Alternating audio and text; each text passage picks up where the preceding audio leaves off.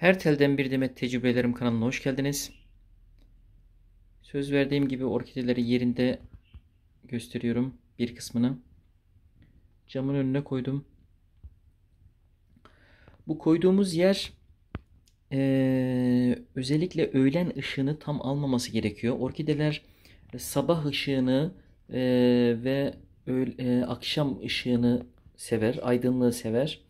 Ama direkt öğlen ışığını sevmez. Eğer bakın burada ağaç var hemen camın önünde. Ağaç güneşi süzdüğü için zarar vermiyor buradaki orkidelere.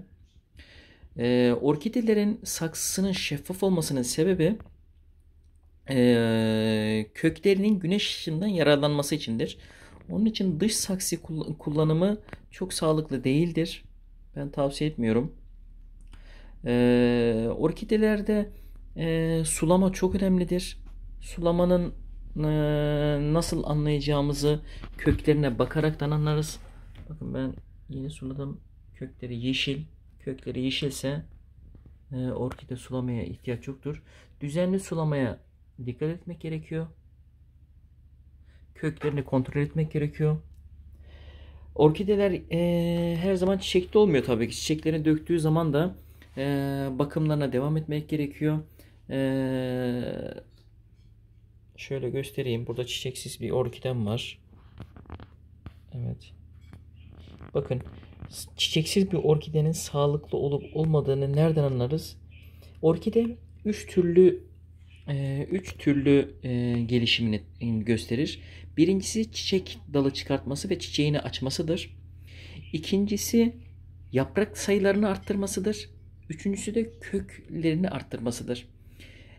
Özellikle çiçeksiz orkidelerde bir orkidenin sağlığı olup olmadığını yapraklarına bakaraktan yapraklarının diri olup olmadığına bakarız. Yeni yaprak çıkarıyor mu çıkarmıyor ona bakarız. Bakın burada yeni yaprak çıkarıyor. Bir de kökleri yeni kök çıkarıyor mu? Kökleri hareketli mi? Evet şöyle bakalım. Köklerine bakın. Şöyle gösteremiyorum ama köklerinde yeni kökler çıkarttığını görüyoruz.